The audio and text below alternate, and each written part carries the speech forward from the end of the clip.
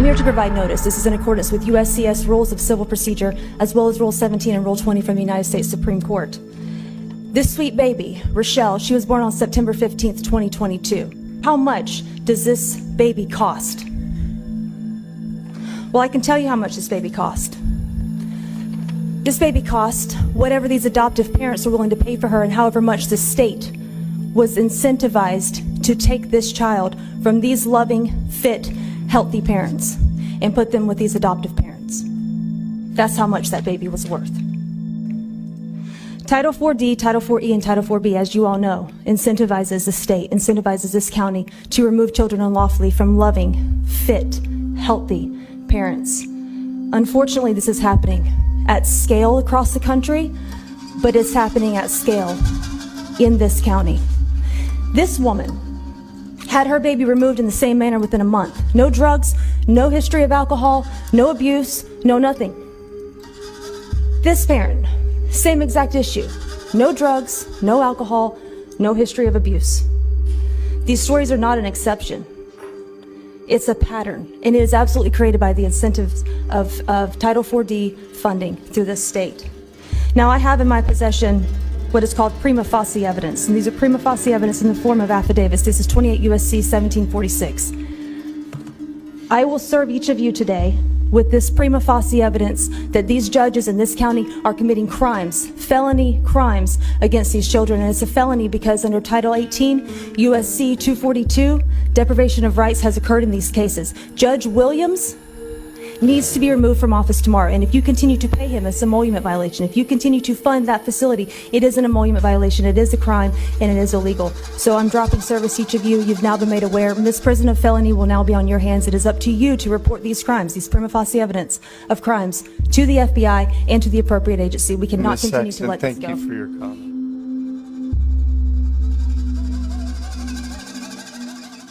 This apparently happened on November the 18th. I tried to dig into this to see what happened to that judge, and it looks to me like they're trying to cover for him. He's still listed on their website as a judge for the county. But when you click the link to get further information on him, this is what comes up. We're getting close to the date of a very important documentary that's supposed to come out this month on the 24th that's going to blow the lid off all this corruption. This is something we need to have more eyes on. People think that if they just live their life and don't break any laws that this can't happen to them. But this stuff is happening all over the country. People are having their kids taken away because they don't agree with the treatment option given to them by some medical professional, as if we don't have the right to choose our own treatment option.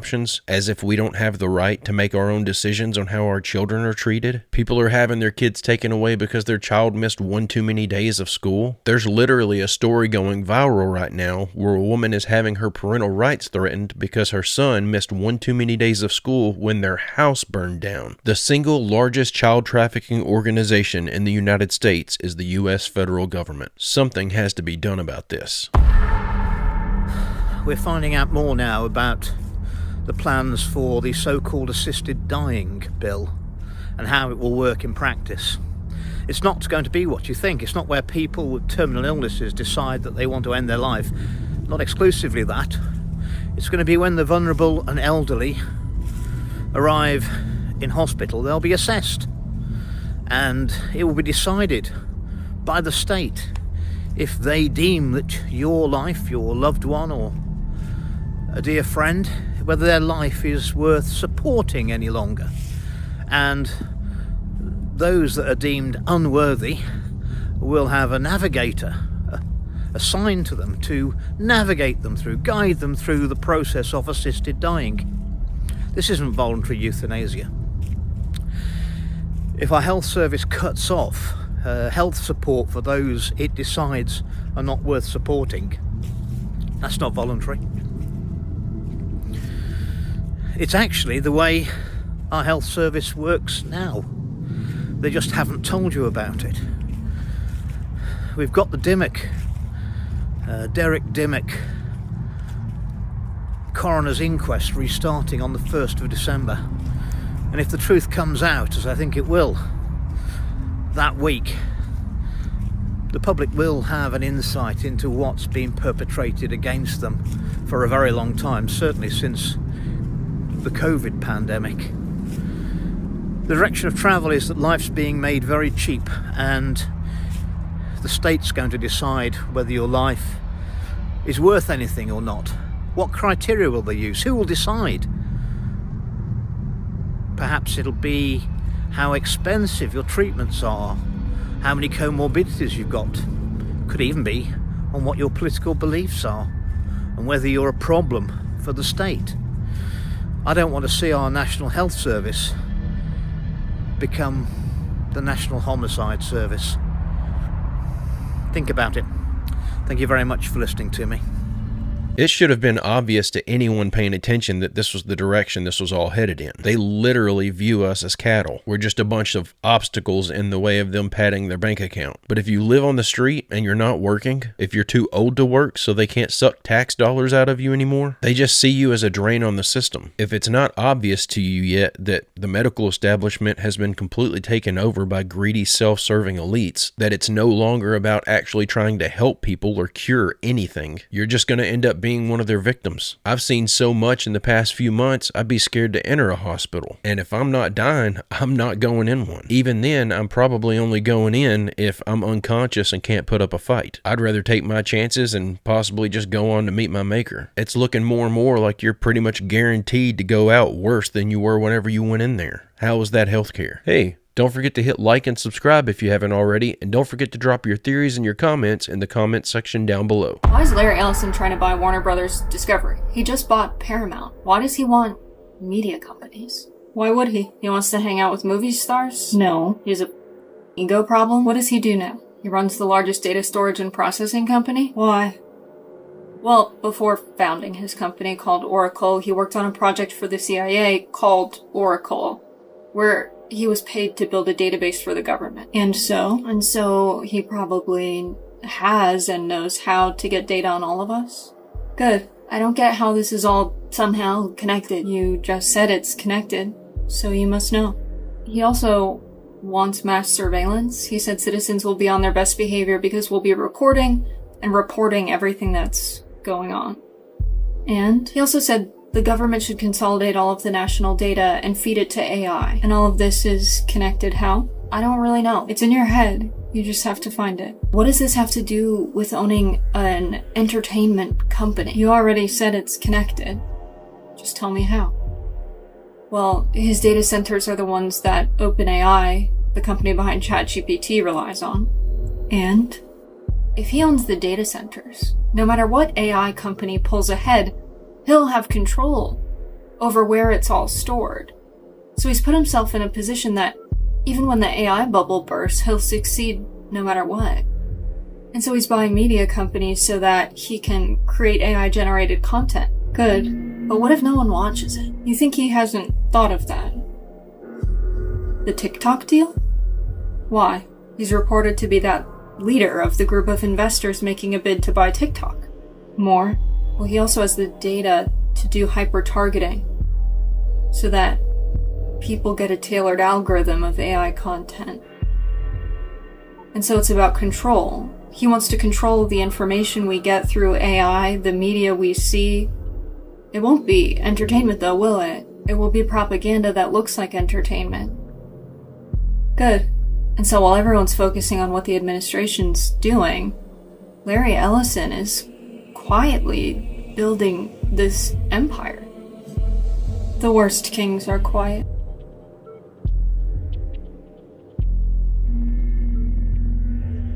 This one isn't good, but I will say this. If they plan to feed us nothing but propaganda, they better do a better job than they've been doing over the past few years. People are waking up to this. And yes, I know that some people are going to fall right into this trap. But the people who actually know that the media is nothing but propaganda, they can see this stuff from a mile away. It doesn't matter how many times you sneak some snarky comment into a movie where one character is shaming another because they didn't use someone's preferred pronouns. I'm never going to start believing that human biology is a spectrum. I'm just going to immediately discredit every other idea in that piece of media. It really sucks that this is being done, but it's really only going to be a problem for those people who are asleep behind the wheel. No amount of propaganda is going to suddenly make those of us who are actually paying attention think that digital ID is a must. There's no amount of propaganda that's going to make me think that climate change is a real threat. All they're really doing is destroying the once great industry of film and media, while industry outsiders slowly build a larger and larger audience. I think the only real concern here is that they plan to eventually refuse access to anyone who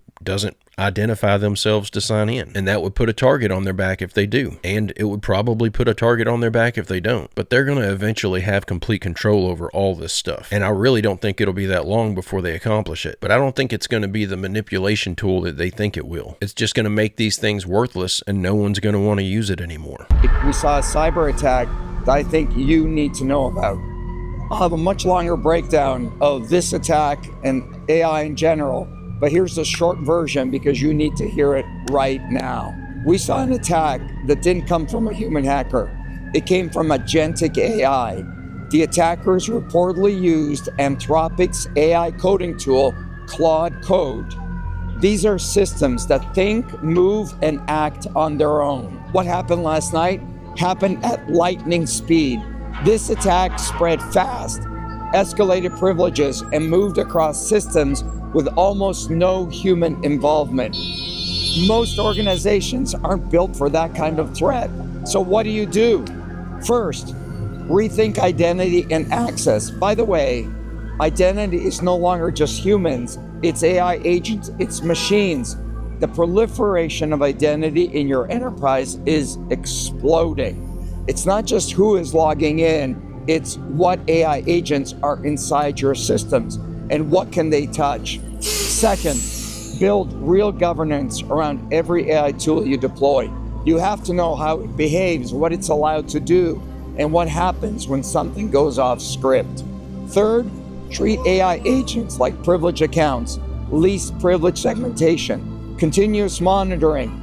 The same discipline you apply to people, you now have to apply to machines. This was the first I'm hearing about this, and you'll see later on in the episode why it's important to talk about, but this apparently happened back in September. But I can't believe this wasn't all over social media. And if it was, I completely missed it. But the breakdown on what happened is a state-linked hacking group, apparently tied to China, because of course it was China, but they were using one of Anthropic's agentic AI tools, Claude Code, to apparently go after about 30 organizations, 30 major organizations, tech companies, banks, chemical firms, and government agencies. The AI did about 80 to 90% of the work, writing exploit code, scanning systems, and setting up backdoors. And the human hackers only had to step in for a few specific decision points. And they apparently did this by tricking the AI into thinking that they were legitimate cybersecurity employees, which then let them bypass all of the safety mechanisms. This should have been the moment that government started talking about shutting down this AI trend, but they apparently have intentions on just letting it run wild and destroy absolutely everything we have. At least when it does, they won't be able to run their biometric digital ID and central bank digital currency plans, so at least there's a silver lining. You're banned from traveling, you're staying in the UK. That to me seems pretty authoritarian. I mean, how did you feel? Does it feel like you're still being controlled by the state? Oh, massively. You know, like, I have to go to probation every week. I'm a MAPA level 3. I don't know if you know what that means, but sex offenders and terrorists get put on MAPA level 3. It's another way of, so you're not just what's the word, like controlled and watched by probation. It's police. They have a police department, they have a press department, there's like a group. It stands for multi-agency public protection, basically. So you've got, so I'm not just answerable to probation, I'm what they call a MAPA, which is insane given, but they use the excuse of, well, it's because of the press interest, you're high profile with the press, so therefore, so I have to ask them permission to do everything. So if I want to go anywhere where there's more than 50 people, I have to seek probation's permission and get that signed off. If I want to attend like a conference, or so for example, I'm going tomorrow to Parliament to watch the debate that Rupert Lowe set up about not using prison as a punishment for people that post on social media. And I've had to seek permission to go to that and get it signed off by them. Like, everything I do is controlled by them, basically. So it's not a case of, oh, she only served 40% of her sentence. Don't be fooled into thinking that they make my life really easy now, because they don't. Wow, I am absolutely astonished. So you're basically chucked in the same bag as sex offenders and, you know, some of the worst people in society, all because of that tweet. I mean, do you feel like you're still being made an example of, Lucy? 100%. There was, I'm not going to go into it, but there was an incident, and probation pulled me up about it this week, and I just sat there thinking,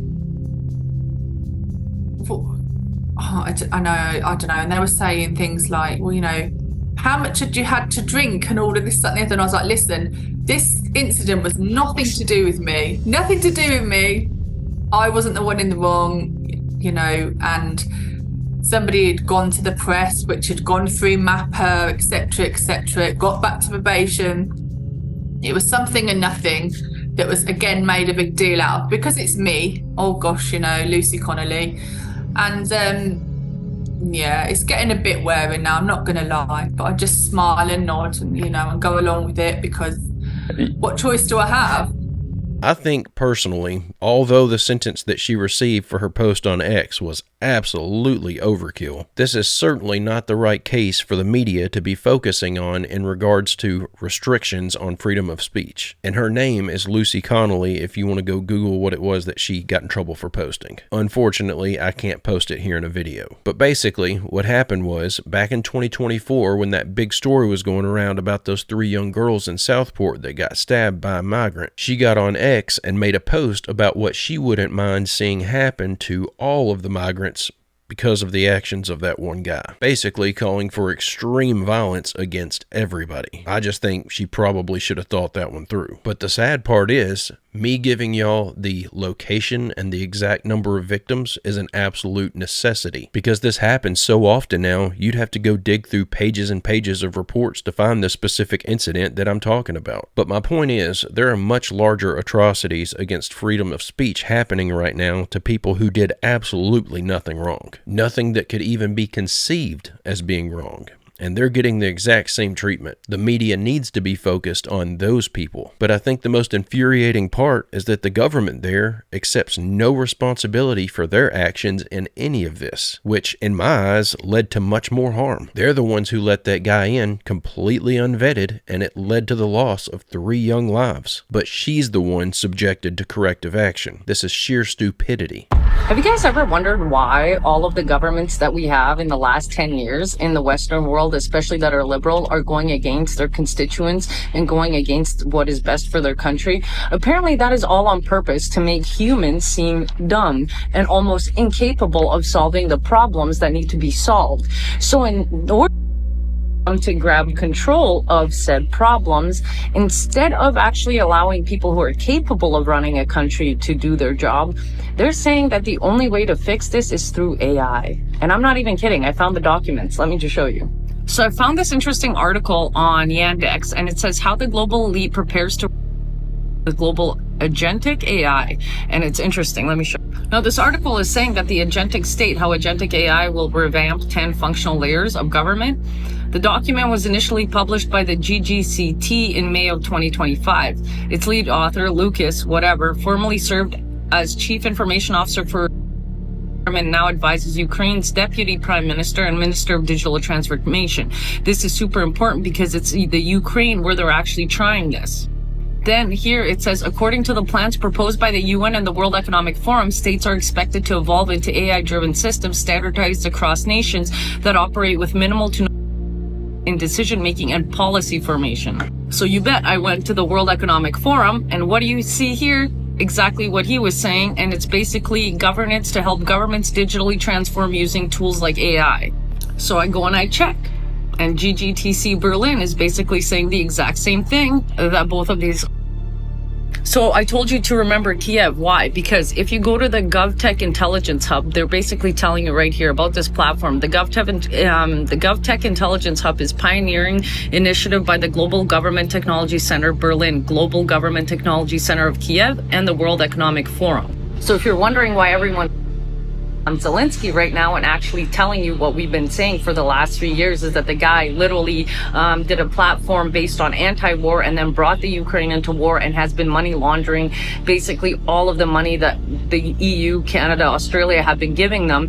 Now all of that is coming true. Why? Because they want you to hate place with AI. That is the exact same thing why all of the governments around the Western world are failing on purpose, and they're telling you that this will probably be the last time that we have governments as people because it's going to be taken over by AI. So they want to pull this off using agentic AI. That's the AI that just got caught back in September being manipulated in an effort to actually break into over 30 high-level U.S. institutions, simply because it was stupid enough to believe some guys who claimed that they had clearance. I can't help but to feel like if they would have had to have gone through a human to do all that, that person would have been a little bit more suspicious of their intentions. At the very least, they would have tried to verify their credentials. And think about this.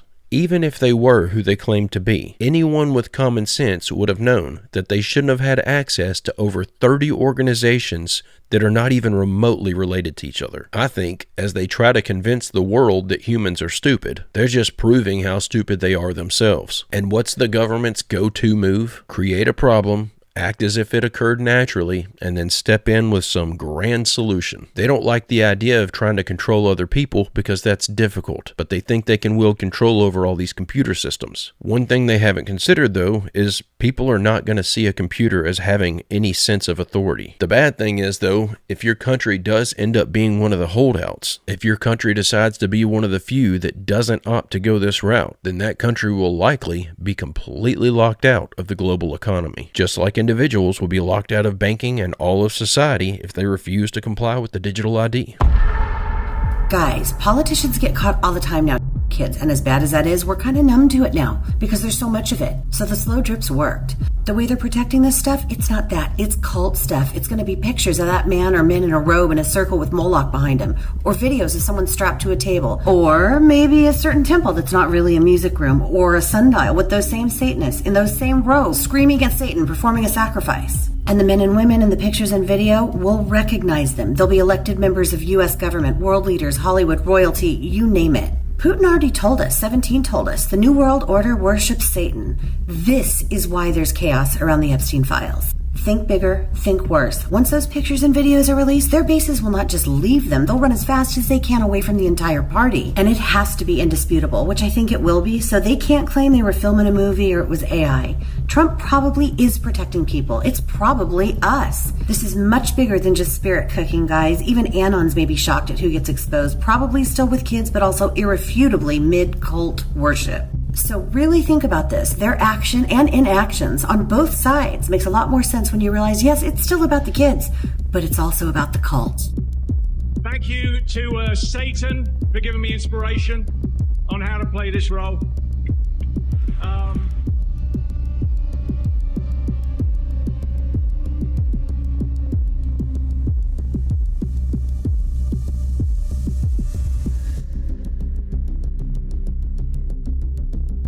And supposedly, they're about to release these files. I'll believe it when I see it. And even if they do release them, my gut tells me they're going to be so highly sanitized. And names that they don't want to appear in these files, any connections they don't want you to be able to make, all of that stuff is just going to be removed. That's why they've been dragging their feet on this for so long, to give themselves time to go over all these files and take out the names of their buddies, to take out the ties to governments that they don't want incriminated. But at this point, I just can't believe anything they say anymore. They're telling us they're going to release these files when a couple months ago they told us the whole thing was a hoax and there were no files. Even the director of the FBI got in on that lie. Does anyone honestly believe that they're going to release all this incriminating evidence for the whole world to see Of course not. This whole thing is just an attempt to shut us up. They're going to release just enough to make the majority of the public feel like they finally got the details, while simultaneously hiding all the stuff that they don't want to have exposed. Whatever happens next is going to be real interesting, but don't think for a second that they're actually finally coming clean. These files are going to be so heavily edited and manipulated, I wouldn't be surprised if sometime down the road it comes out that they were all faked and made with AI. These people are all crooks and you can't trust any of them. They've proven that. Even the guys we thought were going to save America walked right into office and started playing ball with the shadow government. I'm just saying, don't get your hopes up. But guys and gals, I'm going to go ahead and end the video right there. I hope you enjoyed these clips we watched together today. Sorry for my weird nasally voice. I've got a little bit of congestion going on. But God willing, tomorrow I'll be back with another one, and hopefully with a better sounding voice. I hope you come back to join me. Don't forget to leave a like and subscribe if you haven't already. And don't forget to drop your theories and your comments in the comments section down below. But guys and gals, I hope everyone has a great, safe, fantastic rest of your day, and I will see you all tomorrow.